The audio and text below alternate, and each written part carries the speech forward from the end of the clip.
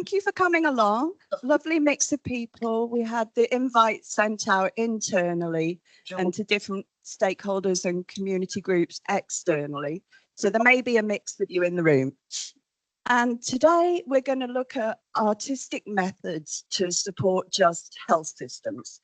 And it's a session sponsored by Rebuild for Resilience, which is a project which LSTM is part of, funded by UK FCDO. We're very lucky to have that money. So we've got 3 speakers today and 2 films.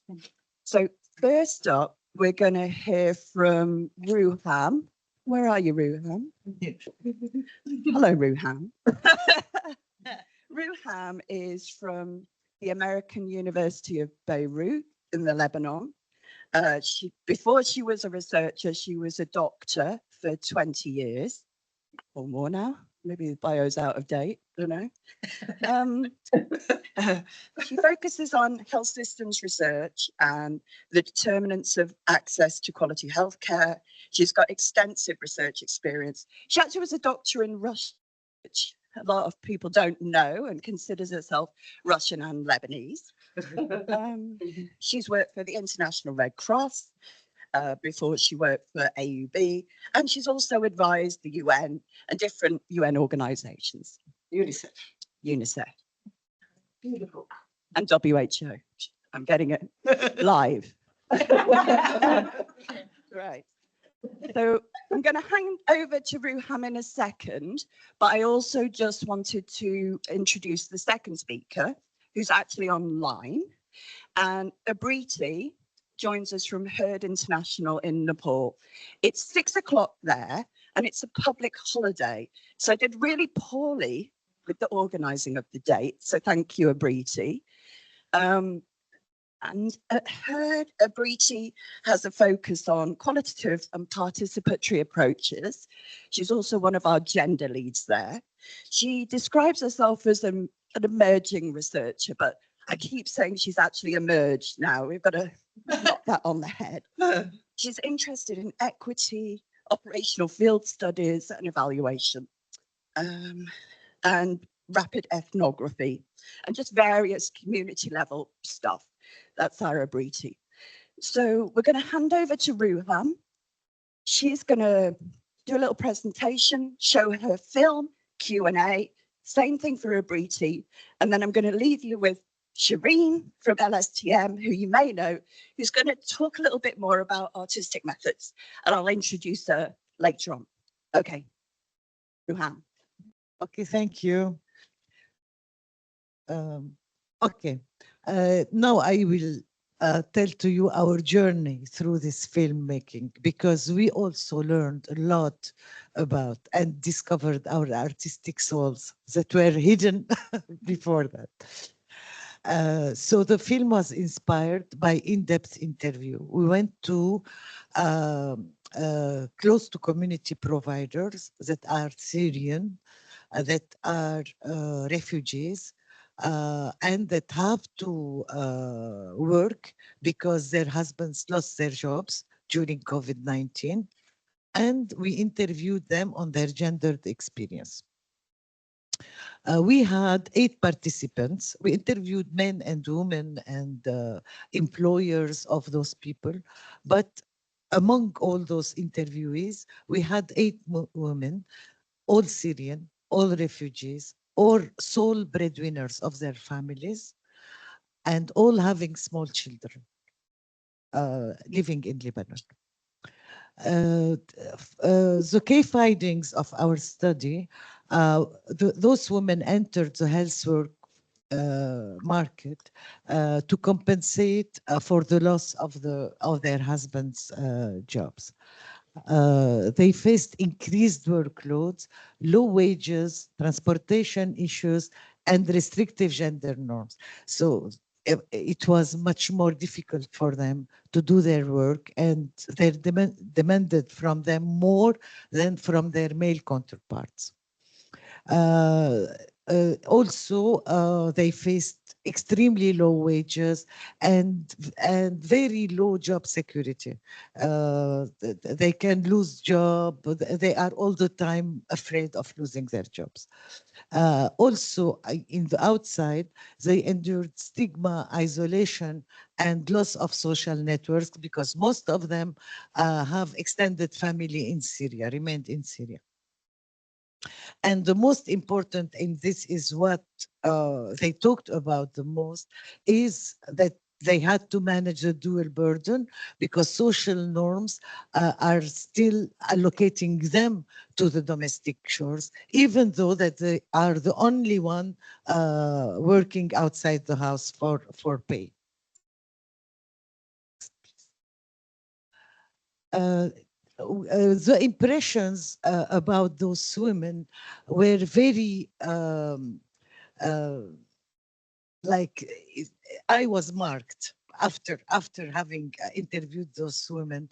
I was all the time thinking about them because they demonstrated an exceptional clarity of mind.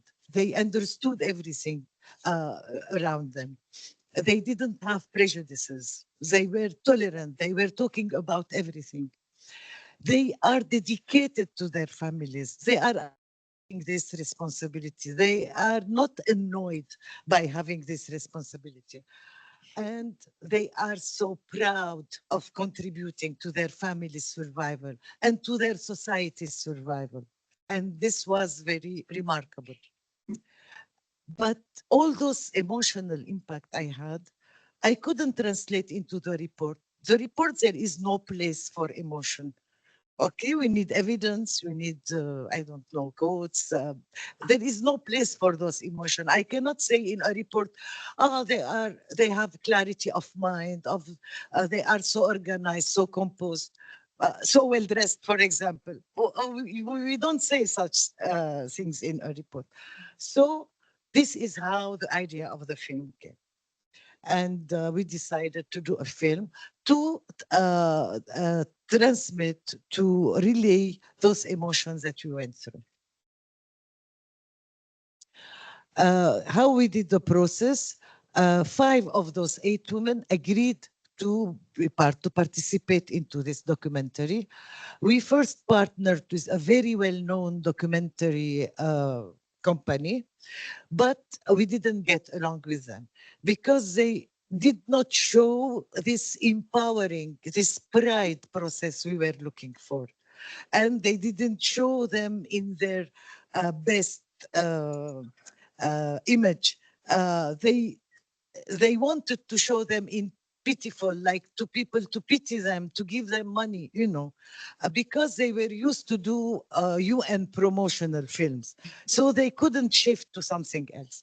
We went to another type of people with agreement with this first company. We took young people, among them Syrian refugees, who have a company that is just started to operate and who have not this big um, experience in filmmaking, and we received the sensitivity we were looking for. And okay, and after we interviewed those filmmakers, they said that ethically they had no agenda beyond sharing authentic stories. They were after authenticity, not after scoops. And they offered participants fees for participation because uh, they considered that this is fair. Because they are taking their times, shooting takes a lot of time. They repeat, etc. They were culturally sensitive. They navigated conservative norms, and they hired women to shoot them, to talk to them, to not make any problem. And they respected their choices when they decided not to show their faces into the film. They respected this. And only one of them symbolized a rebellion against this and decided to show her face. They adjusted shooting plans based on community pressure, and they kept the team very small and discreet, to not disrupt anything, and to not drag attention, of authorities, because people don't like this kind of things. What shooting, and so they were really like almost illegally. So I hope you will enjoy this film. Thank you.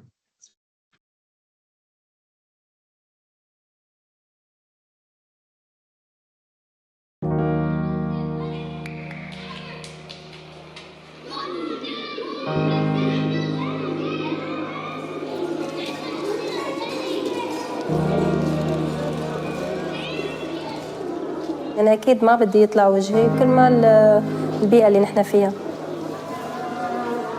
نحن من البيئة اللي ما بتتقبل. أنا ما كان بدي أول شي صور.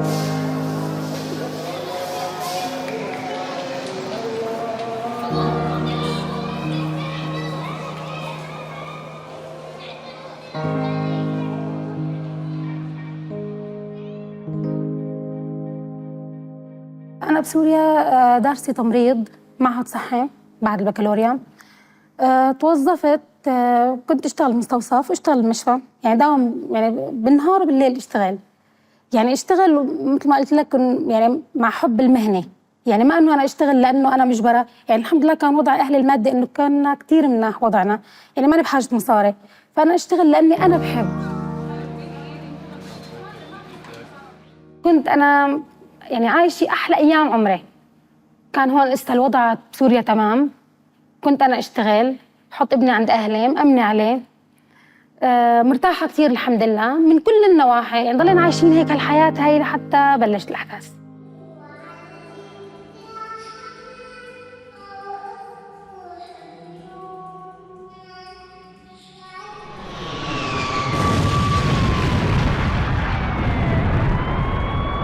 فقضينا يعني فترة منيحة تقريبا قبل ما نطلع، يعني ما نحن ما دغري طلعنا من سوريا، ضلينا تقريبا شي سنة تحت الحصار والضرب وهي التهجير من منطقة لمنطقة، هذا كله عشنا. بعدين آخر شيء إنه خلص ما عاد في مجال أبداً ضل عايش بسوريا. أهلي صار كل واحد ببلاد، يعني كل واحد بجهة، كل واحد إنه خلص تفككت، ما عاد ضل حدا مع حدا. أنت ما عاد، أنت وقت تنام صرت تخاف تنام. آخر شيء إنه خلص قررنا إنه نطلع، بدنا نطلع خلص ما عاد في مجال أبداً. قال لي لك لا تخافي ولا توتري، خلص أنت بس امشي هالطريق تطلع البستان خلص أنت بتصير بأمان، ما عاد في شيء، وإن شاء الله بنرجع نعيش مع بعض والأمور رح تكون بخير. قلت له إن شاء الله. أنا هون أبكي، ما بعرف دموعي تنزل لحالها. كانت اللحظات والتصرفات هي تصرفات وداع، بس نحن ما لنا حاسين إنه هي وداع، بس بعدين بعد ما إنه عرفنا إنه هي عن جد كانت وداع.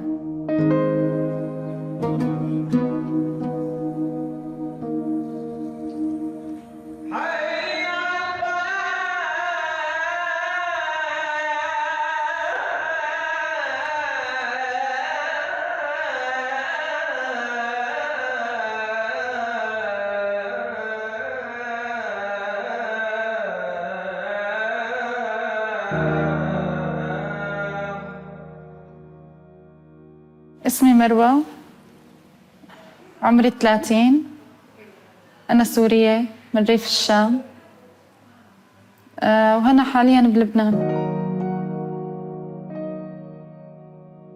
نحن 4 أو 5 نساء عاملات، تعرفنا على بعضنا من خلال مبادرة أو بحث علمي قامت فيها الجامعة الأمريكية بالشراكة مع جامعة بريطانية، فكلنا نحن موضوع البحث.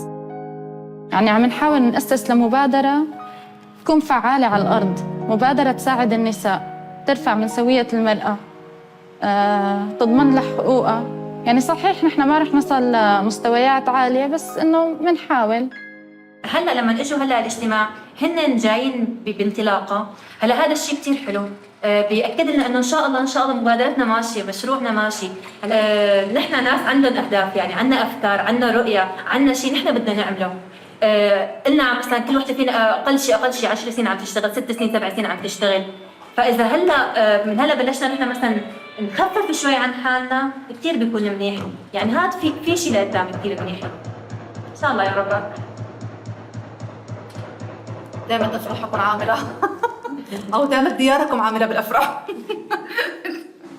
يعني في عرس اكيد عرس كده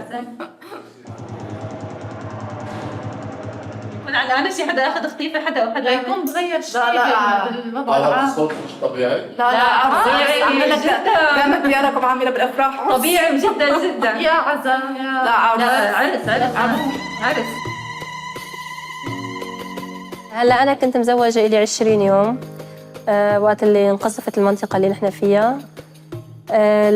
قلنا نطلع أسبوع زمان نغير جو عند قرايبينا، نتعرف على العيلة، شهر عسل جديد وامتد شهر العسل 10 سنوات ومو رضيان يخلص.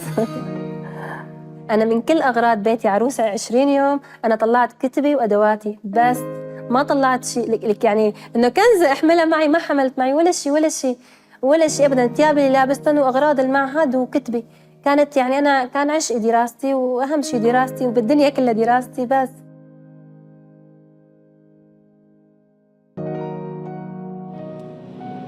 طلعنا هربنا هيك بثيابنا، فما اخذنا اوراق، ما اخذنا شيء، فراحت اوراقنا، راحت شيء، ما قدرنا نطلع نظاميين لهون.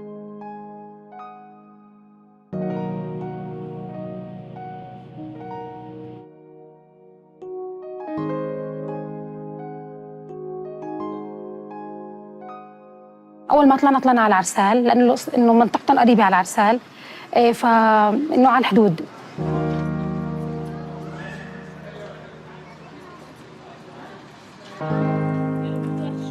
أول شيء صراحة كنا كتير يعني إنه مثل مكتئبين، يعني مش عارفين نحن وين، شو رح يصير في معنا لقدام، نحن حنرجع ولا ما رح نرجع. المهم 10 أيام مرة، 10 أيام، 15 يوم، 20 يوم، شهر، سنة. زوجي كان ضد إنه أنا أشتغل، إنه خلاص إنه أنت من أيام سوريا إنه أنت ما في داعي تشتغلي، حتى لو درستي فتحتي شيء خاص لإلك، أما أنت تشتغلي لا، هاي الفكرة كان ضدها. المهم بعدين قعدنا نحن مع أهلي كمان، فصار في ضغط على أهلي كمان، في البيت الصغير أخدينه، وفي أخي ومرته وأنا وزوجي وولادي، كان عندي ولدين وأهلي ومعهم شابين غير أخي المتزوج. فهون اضطرينا نحن نطلع على خيمة، وكانت حياة كتير صعبة.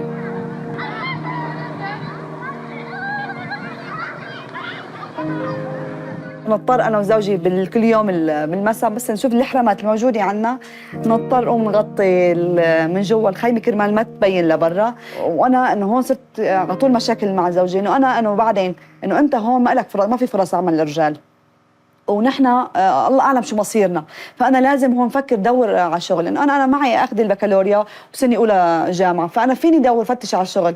لا اقتنع بعدين، فتوظفت مع جمعيه. أنا بنزل على المخيم في أيام محددة، مثلا أنا بحطها وفي ساعات محددة، بنزل على المخيم بحكي مع الشاويش، بقول له أنا بدي اجتمع مع قسم من النساء، يعني ببرم خيمة مثلا بحكيهم كل عائلة لحالها، واللي عنده حالات أو مشاكل صحية فنحن بنحولها لجمعية وهي بتتابع شغلها، مثل صلة وصل أنا بين الجمعية وبين اللاجئين السوريين. اسمي نور. كان أنا إنه عندي كتير أحلام، يعني حاطة أحلام إنه أنا بدي أدرس ويصير عندي حضانة بالمستقبل، أكون أنا مديرة الحضانة، هيك أنا وصغيرة كان عندي هذا الحلم.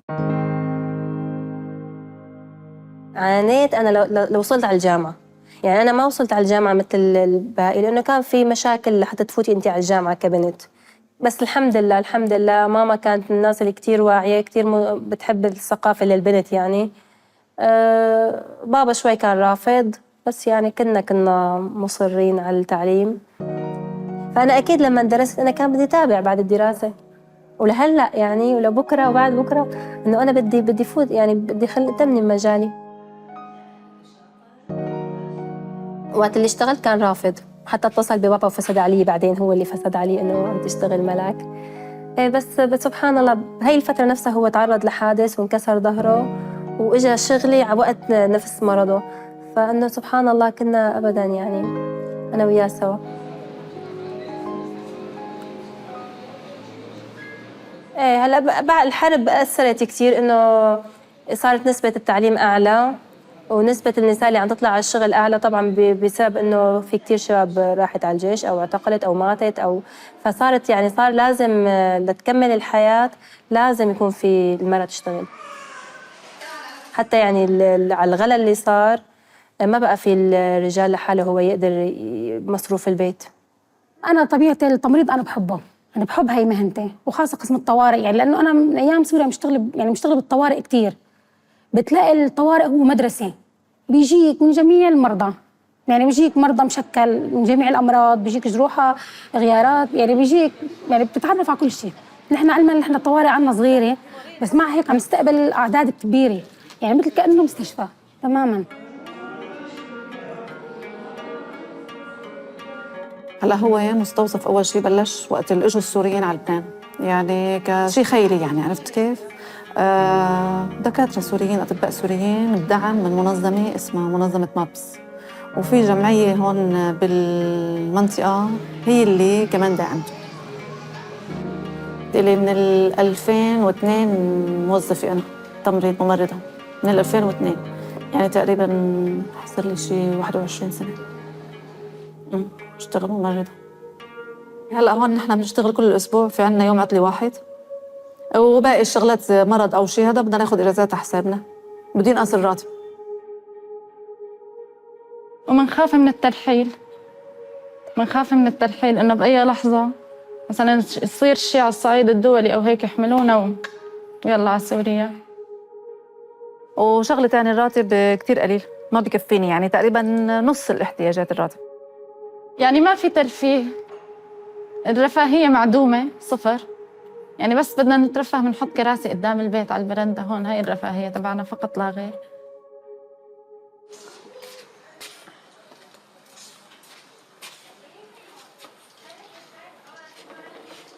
بنعيش تقريبا بالدين من نص الشهر ورا، نرجع بنقبض أول الشهر، نرجع بنجدد الدين وهكذا. بيجي على البيت هون بتبلش الحياة الثانية طبعاً. هون بلش على تنظيف البيت، بدي يرتب، بدي أطبخ، بدي أجلي، بدي أغسل، بدي أسقي الوردات. اشتغل في البرندة. بيجي جوزي بنتغدى سوا، بيجي الجلي كمان بعد ما نتغدى لأنه الجلي ما بيخلص، نحن عنا النسوان.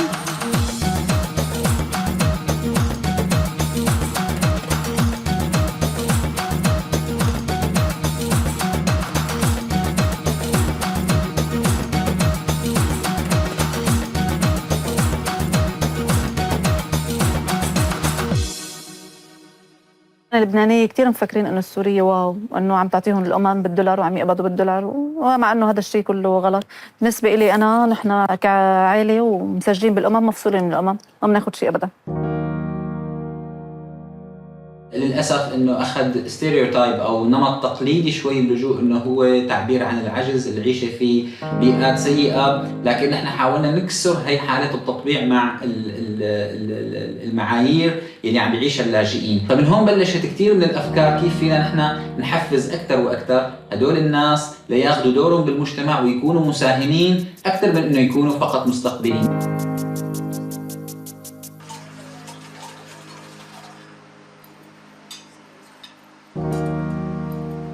التأقلم صار بعد ما بلشت اشتغل بيني وبين زوجي كان كتير إيجابي، ما ضل في مشاكل، فخلص تغيرت نظرته كلياً عن نظرته القديمة، إنه حسب أنه متأثر بالبيئة إنه المرأة ما لازم تشتغل وعيب وما بيصير، فتغيرت هاي النظرة. وحتى أنه صار يعني حتى هو صار يساعدني، بكون مثلا أنا طالع على الشغل، مثلا أنا هلا صغير بدي يخليه إنه ما بدي يخليه إنه هو بيكون معطل ما عنده شغل، بيخليه عنده بالتعاون أنا وياه. زيت احترامي لأنه عم تسندني، هي اللي عم تسندني بالنهاية. يعني أنا ظرف العمل قليل جدا هون للشباب، واشتغلنا بأكثر من مجال، ففي ناس كثير أكلت علي أجور، يعني عرفت علي شلون؟ فهي ساندتني يعني هون.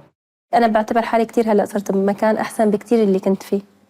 هلأ نحن أهلي وأهلهم وأهل أهلهم، يعني كل حدا عاش بفترة زمنية كان فيها قواعد. الفترة الزمنية حددت هاي القواعد، والمجتمع اللي كان فيه حددت هاي القواعد. بس نحن الإنسان سبحان الله بتغير مستمر. يعني أنا يمكن اللي أنا عم شوفه هلأ يمكن أمي ما شافته، وأنا اللي أولادي هلأ عم بيشوفوا أنا ما شفته بعمرهم. فأكيد هذا التغير اللي بالمجتمع لازم نكون نحن لاحقينه، لأنا ما أصل لمرحلة أنا ما أعرف وين نحن. بدنا نتم عقلنا على مثل ما هن ربونا. إيه أكيد تربايتهم في مناطق هي كتير فادتنا، ونحن اليوم واقفين على رجلينا لأنه هن ربونا، هن عطونا الأساس. بس أنا لازم يكون عندي القابلية تبع التغيير يلي بتوافق مصلحتي ومصلحة مجتمعي وبنائي أنا كإنسان. يعني ما فيني أكيد ألغي هذه التغييرات اللي كلها عم تصير من حياتي وأنا تمني جامد. ما بالآخر أنا لازم أكون ماشي مع المجتمع اللي أنا ماشي معه ضمن حدود اللي أنا بعرفها، ضمن حدود اللي نحن بنمشي فيها، ضمن حدود ديني تعليمي. أنا هاي أكيد ما فينا نتخطى هدول القصص، عندنا إياهم موجودة، هي أساس. بس طالما التغيير ضمن المسموح مو غلط، طالما التغيير هو عم بيحسن من حياتنا، من حياة أولادنا، من حياة المجتمع كله، مو غلط. الحياة صعبة ولازم المرأة تكون قوية لحتى تقدر تعيش، لحتى تقدر تواجه الحياة. وهي أنا هاي أكبر مثال أنا بينت وجهي إنه أنا ماني ضعيفة، أنا قوية الحمد لله. إنه حتى لو بينت وجهي وين المشكلة؟ ما بدي بين إنه أنا أتخبى أظهر ضعفي وأظهر ضعف شخصيتي، فخلص حتى لو ببين وجهي وين المشكلة؟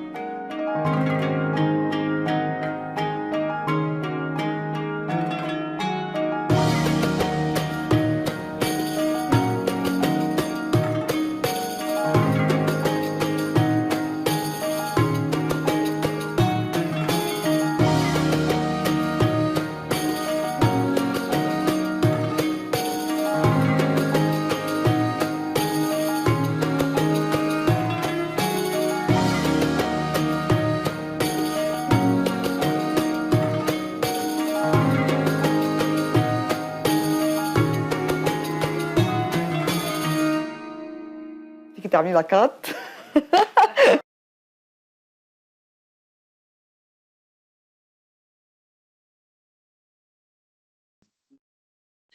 So thank you very much for that film. I find it very touching every time I see it. Also funny. Yeah. It does evoke all of those emotions, as you say, that a report can't. We're going to have some questions at the end, but if anyone, we have a time for a couple of questions for Ruham, if anyone has any. Shall I? Yeah, Sally. Oh, okay. Not shy. And also don't need a microphone. Ruham, it was brilliant. And you captured the resilience, creativity so well through that whole process. And thanks for sharing the process with us too. So I love the way you said at the beginning that you've realized your creative art side. So my question is, what next? Where do you go with taking forward these medium of communication, which I think is so powerful? We can make another film. You move like a filmmaker, that's it. Yeah, and maybe we can consider a shift in career. Okay. Is there any job opportunity in? We are now collaborating with Kate. We are doing collage. In Japan, we saw many workshops with arts, and I think this is a very important perspective in doing science and scientific research, because it transmits the other reality, the reality that we cannot always express in words, that has to do with emotions, that has to do with impressions, that has to do with dreams. And for me, this is a much more important reality than the evidence. Yeah.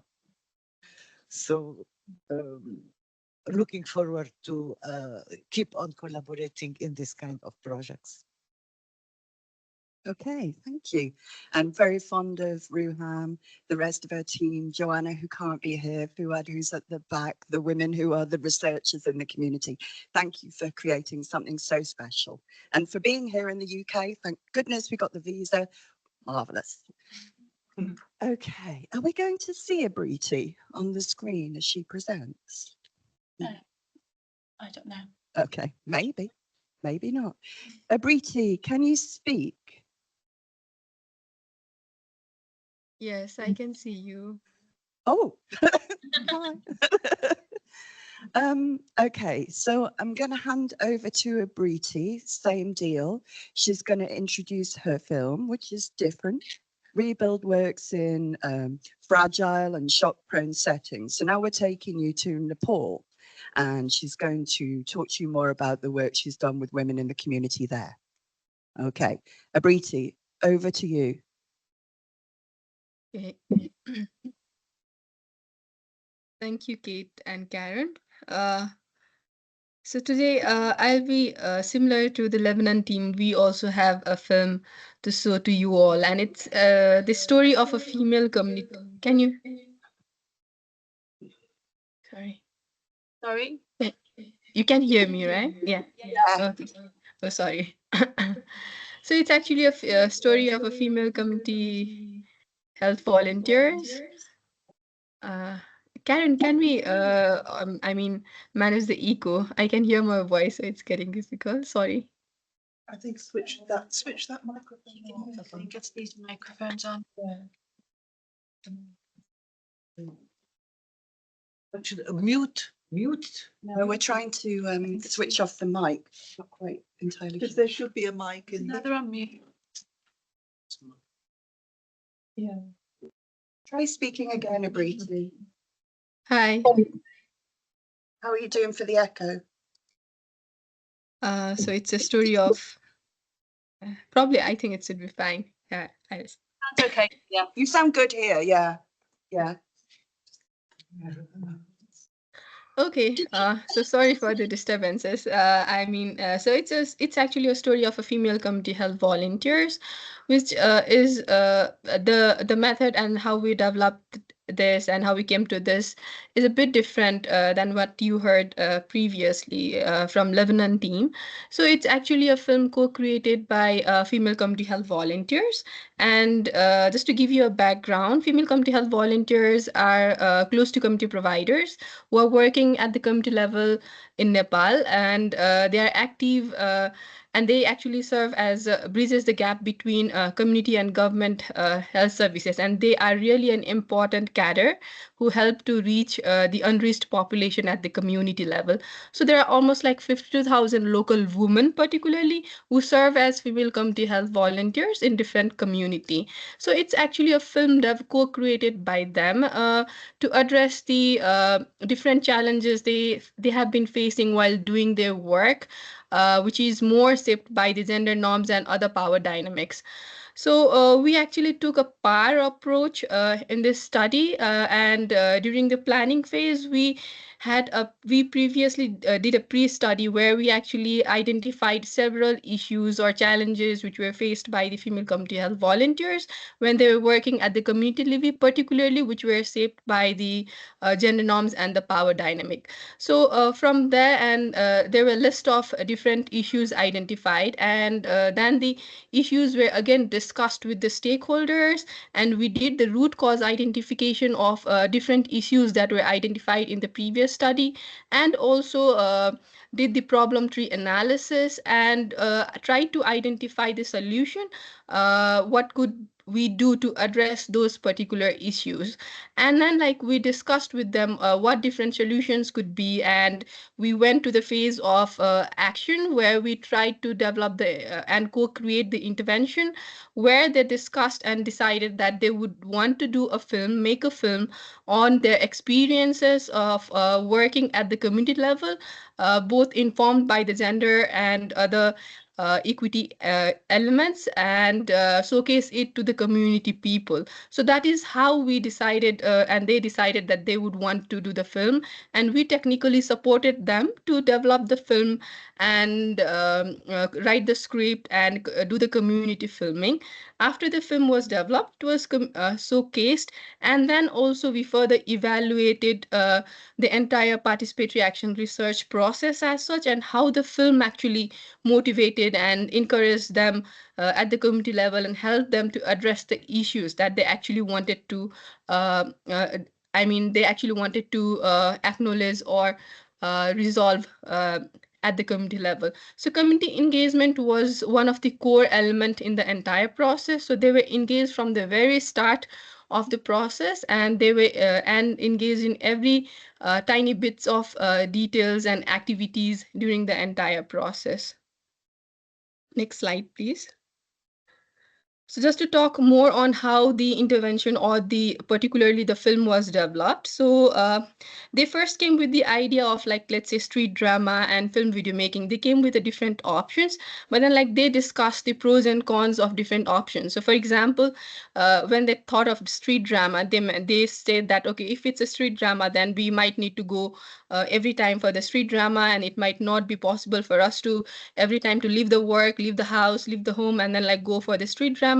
And then like they again discussed the another approach, that is film and video making. And some of them used to develop or take small video bites on their own at the personal level, and so they had that experience. So when one of the FCSB told about this idea, so everyone got excited, and then like they decided, okay, so why not, let's try with this. And then like we had a previous experience of working on participatory video making, so that was also very helpful for us.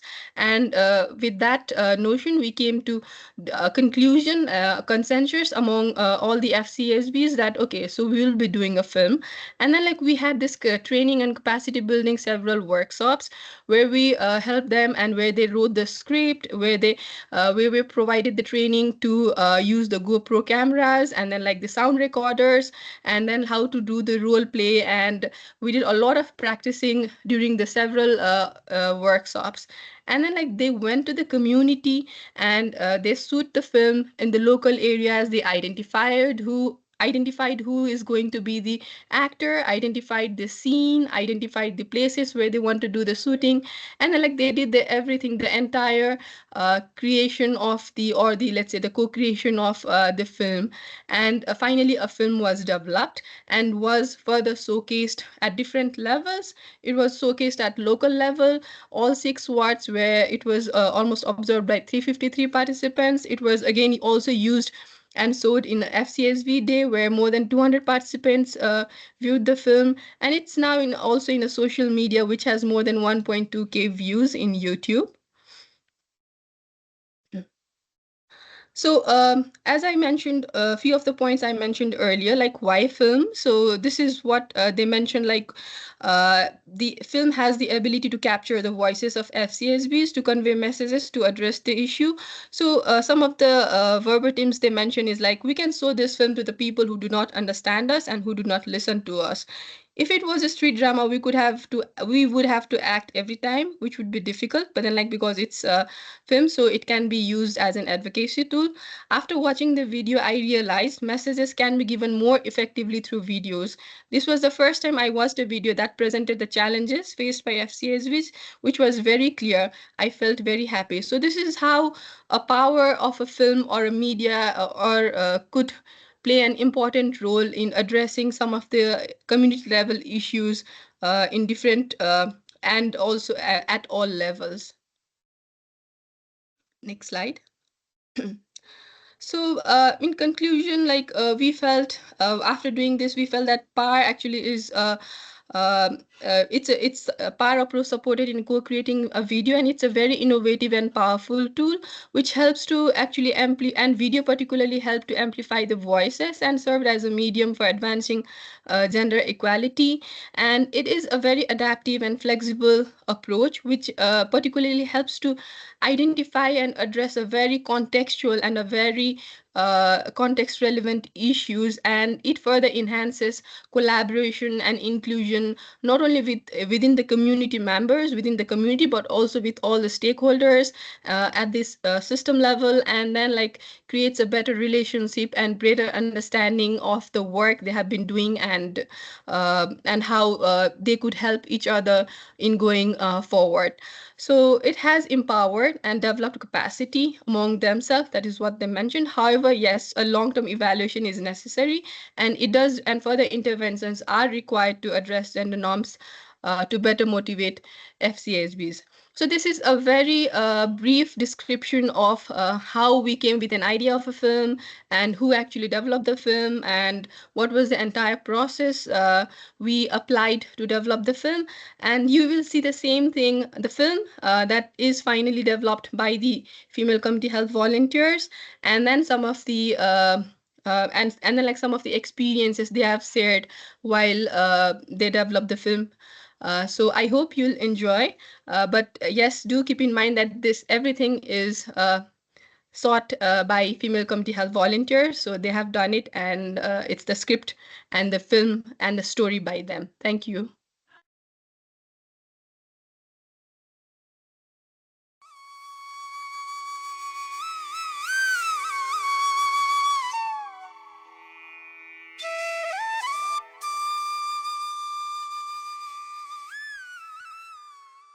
बहिनी नमस्कार। सन्चै हुनुहुन्छ नि? अनि iron क्याल्सियमहरू त खाइरहनु भएको छ नि? हजुर, खाइरहेको छु। पोसिलो चिजहरू, केरागुडीको झोल, माछा, मासु, साग, सब्जी थप एक पटक खाना खानुपर्छ भनेर मैले भनिरहेको थिएँ। यस्तो तेर्सो पार्नु है, यस्तो तेर्सो पार्नु। ल लाउ लाउ लाउ लाउ लाउ लाउ लाउ लाउ लाउ लाउ। नमस्कार सबैजनालाई। आरामै हुनुहुन्छ? आजको बैठकमा हामी परिवार नियोजनका विषयको बारेमा छलफल गर्छौं।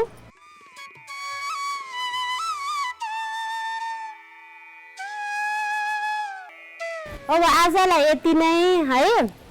अर्को आमा समूहमा हामी यसै ठाउँमा पोषण सम्बन्धी छलफल गर्छौं है।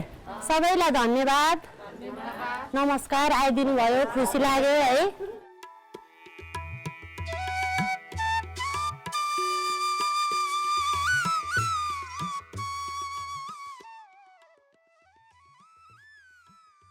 नमस्ते बहिनी। नमस्ते। तपाईले भिटामिन ए खुवाउनु भयो तपाईको बच्चालाई? अस्ति पनि सोध्न आउनु भएको हैन? कति सोध्न आइरहनु भएको? के सोधेको बाबत केही आउँछ कि? भयो नि, यसो सम्झाएको नि त। बच्चा देखेपछि त अब खुवाउनु भयो कि खुवाउनु भएन भनेर।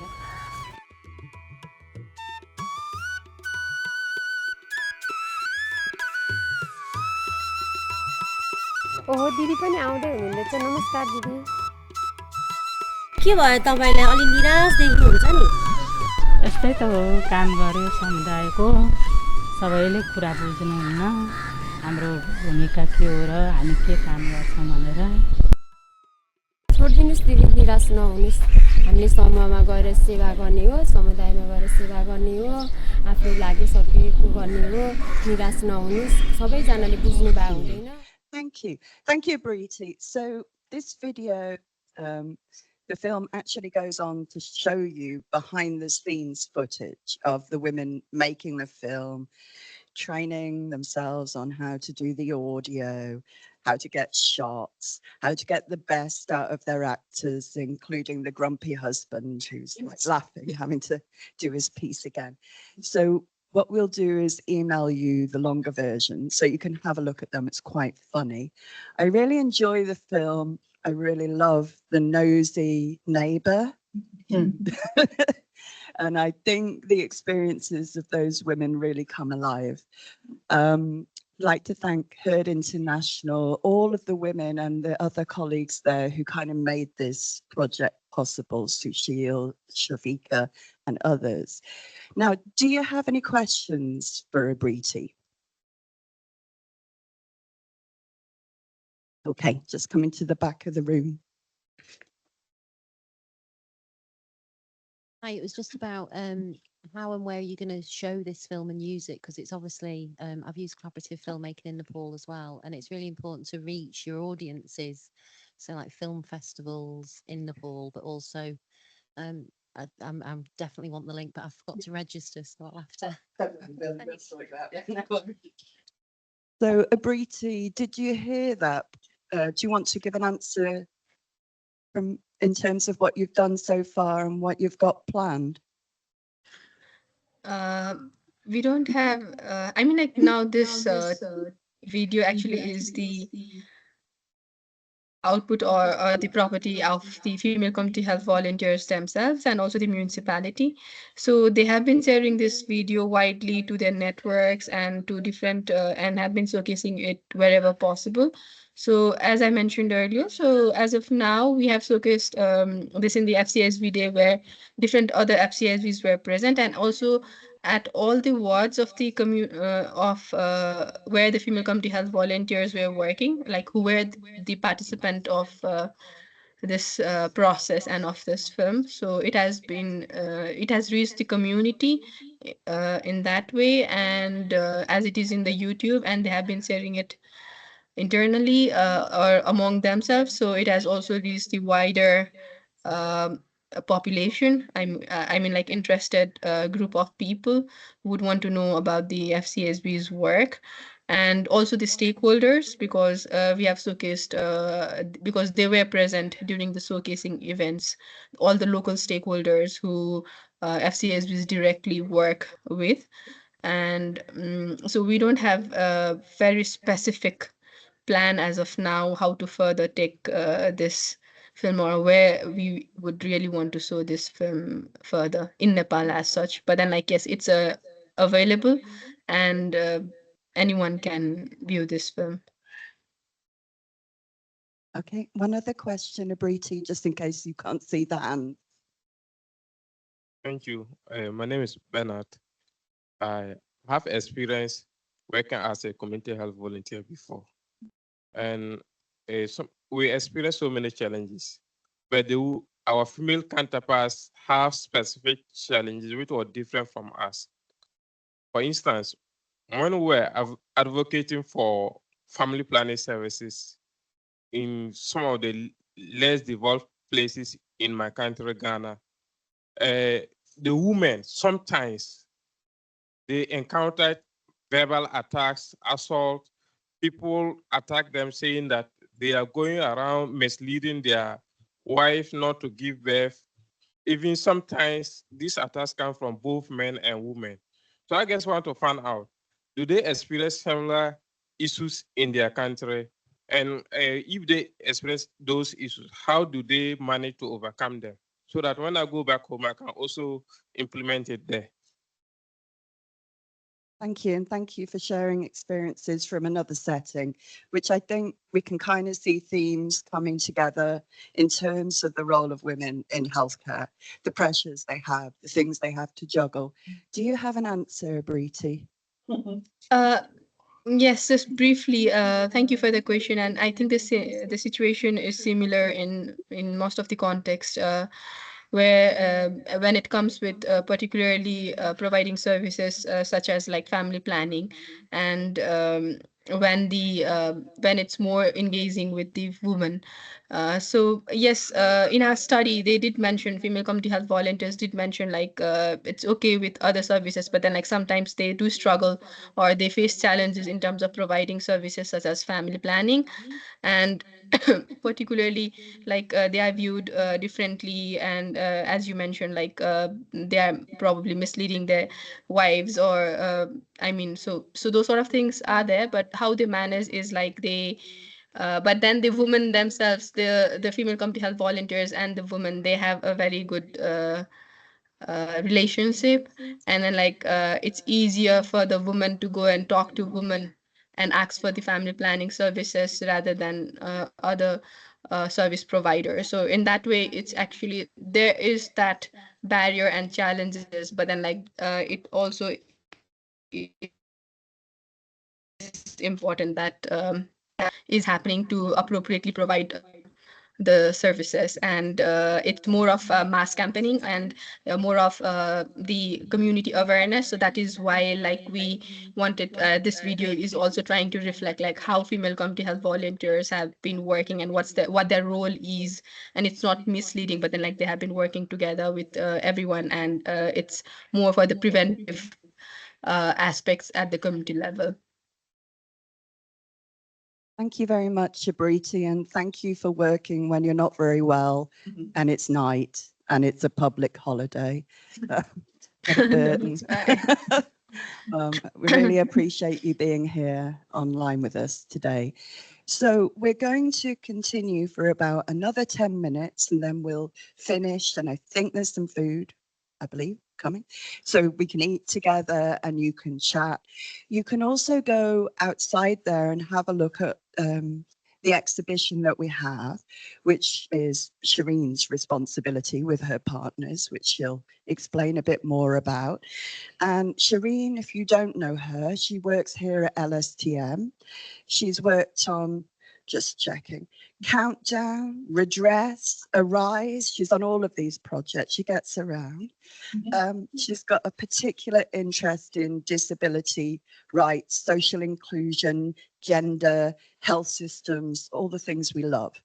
And it's a great privilege to have her here to just remind us of some of the other artistic methods there are beyond film or with film. Yeah, give her a round of applause. She's rather wonderful.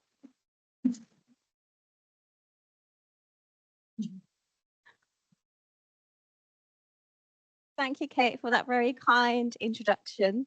Hi, everyone. So just as Kate said, can everyone hear me, by the way? This is clear. Okay. I'll be speaking about other methods beyond film, and we've heard today about incredible community healthcare workers, especially through those powerful films. And I'll be giving a snapshot of some of the research we do, where we work with people with lived experience of disability, and how arts-based methods can really increase the accessibility of research. So we'll just go to the next slide, please. Thank you. And so you may have seen the panels outside, and this is really from this project. And this project called Pandemic Portraits, it was a photo voice project. And if you haven't heard about photo voice, the meaning is really in the name, photo and voice. It's how co-researchers use photography to really speak to their perspectives about their daily realities.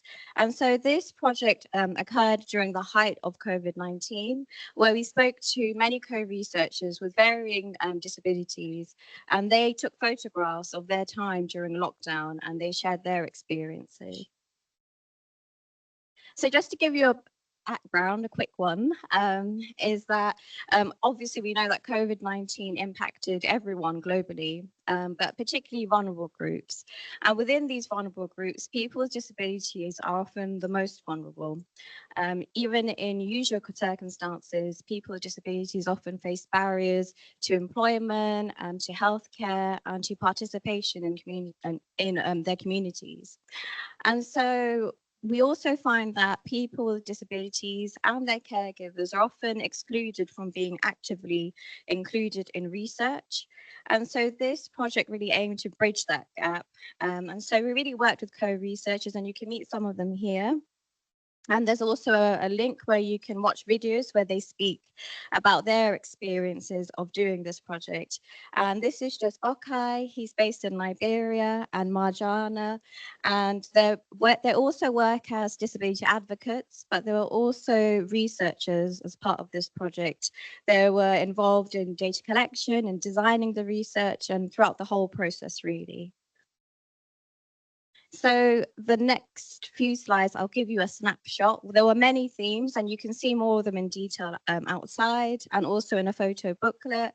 But one of the main ones here, Bokai actually shows, he uses an image of rice to show the impact on livelihoods and opportunities. And he really highlights here that life becomes very difficult for people with disabilities during natural disasters or pandemics. And he said, you know, he was left with just as half a cup of rice during the lockdown, and it was his neighbors that really helped him. When we talk about inaccessibility, so Rose here speaks about how face masks actually were really difficult for deaf people, especially because lots of health communication was often done by radio. So this was an issue. And so it really speaks to the inaccessibility of health information too. stigma was really deeply felt by many people with disability. And these examples are from Bangladesh. And here Halima talks about there was a lot of misinformation, and she was told that people in wheelchairs would spread COVID-19, and she was told to stay away. And so this really, hurt her. And she also thought she was harmful to mankind. She says it herself there. And her strategy was to just isolate from other people. On the other hand, Marjana uses this photo of hospital grounds to tell a story of how she actually challenged gender assumptions. She went to hospital because her dad had a stroke and she went to support him. But actually, when she was at the hospital, she found that the doctors thought that she was a patient because she had her stick there and because she was disabled. She said no one could have imagined that a disabled girl could take her sick father to hospital. And the worst of it was healthcare workers actually blamed her for her father's condition, saying that he must be worried about her, especially because she was unmarried as well. So it really speaks to the gendered experience. But her father said that not all disabled girls are burdens for their father. And if we support the disabled children like other children, they will also be successful in their life. And so, again, there are many themes, but I just wanted to share that, we talk about the disability slogan, nothing about us without us. And so this Photo Voice project really showed that Photo Voice was an advocacy tool, much like films, and it really could show people's experience and actually have people with disabilities actually shape and tell their stories on their own terms. And I wanted to end with Delaware's photo here, where he uses a very strong metaphor of this plant growing through these leaves. As it is our duty to keep the base of the tree clean and give it a chance to grow, similarly, it is the responsibility of our society to support the disabled persons so that they can lead a better and healthier life. And this really speaks to, if there's a supportive environment, then the people can flourish. So the next slide. So that was Photo Voice, and now I'll speak to where we also use cartoons. So we're doing a little whistle stop tour. That was in Liberia and Bangladesh, and this project was based in Nigeria. And it really focused on a project that looked to improve access to care for people affected by neglected tropical diseases. And in this project, we worked with people that had leprosy, Baroli ulcer, lymphatic fluorosis, and they took part in research, for example, qualitative methods, interviews, focus group discussions. But their findings then, they co-created these cartoons. And so they attended this national meeting with stakeholders, with ministry health officials, and they used these illustrations to show their journey to care. And so it really highlighted, challenges or barriers they may face. And this really helped because that was the first time anyone with, a lot of the co-researchers, they had never been in a room with these health system implementers, especially, with the stigma of leprosy and many of these skin NTDs. But in this room, they were able to present their stories in a very engaging way. And this really resonated with a lot of the Ministry of Health officials who said, well, we've been working in this, in NTDs for such a long time, but we've actually never heard people share their experiences in these kind of meetings. And the cartoons really sparked discussion. And so it really helped to kind of prioritize their voices when usually it's really the health system implementers that really shape the discussions. And I just wanted to share this picture, and Ruham spoke so beautifully about emotion, and images also bring emotion back into research. And we always talk about how a picture can say 1,000 words, but I wanted to share this one in particular. It's of this man, and he's saying in Hausa, I can't live like this anymore. And this really speaks to the really severe mental distress that many people with NTDs face. And this was when the focus really was on prevention of and management of physical symptoms. But this photo really spoke about the psychosocial impact of NTDs. And this really resonated again with many NTD implementers. And they decided to really think more about mental health as well. And this is just another quick example of using participatory arts-based methods. And this is on my PhD at this moment. It's also based in Liberia and Bangladesh. And we're working with people with psychosocial disabilities living in informal settlements in Bangladesh and in Liberia as a post-conflict setting. And here we really worked with people with a lived experience to actually choose the methods that they wanted to tell their stories. So they were given the choice of whether they wanted to use film, some used words, crayons, different types of mediums and art. And this really speaks to the emancipatory nature of participatory research, where often people have an assumption that people with disabilities, particularly psychosocial disabilities, intellectual disabilities, that they don't have much agency, but actually they were able to shape the research process, shape how they wanted their stories to be told, and also have ownership of that knowledge production too. And so just some key considerations, and I think this applies to all types of, kind of research that we do, but informed consent is so key. And this is how we can talk, because these are co-created products. And so we have to be critically reflexive throughout the whole process. And in all those 3 projects, we did do that with our co-researchers, also the research team, because when you're presenting creative outputs, it's open to interpretation. And so we have to think about how they're presented. And that kind of resonates with what Ruham was also saying, is how you present these stories as well. And so we went through validation processes, even with those cartoons. They were changed many times because we would share them back with our co-researchers. And if they didn't like how it was done, they told us, because we wanted to accurately, share their findings. And it's really important to include co-researchers right from the start so that they're involved in the development and design of the outputs too. And something to really think about is creating those safe spaces, particularly when you're working with vulnerable groups.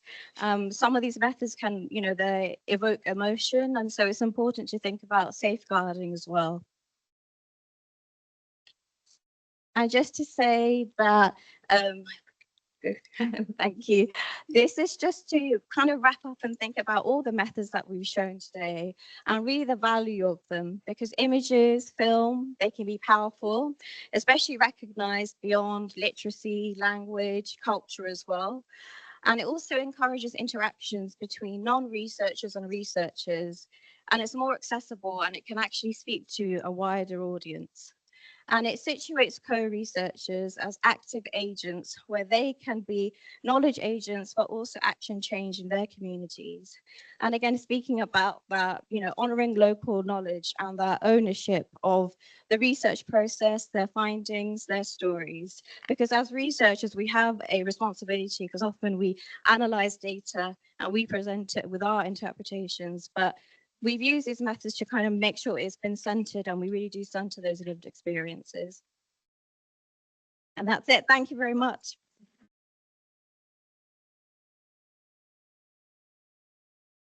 Thank you, everybody, for your time today. We're going to have to close, but we will be outside with the exhibition. If you have any questions, let's mingle, network, and chat about them.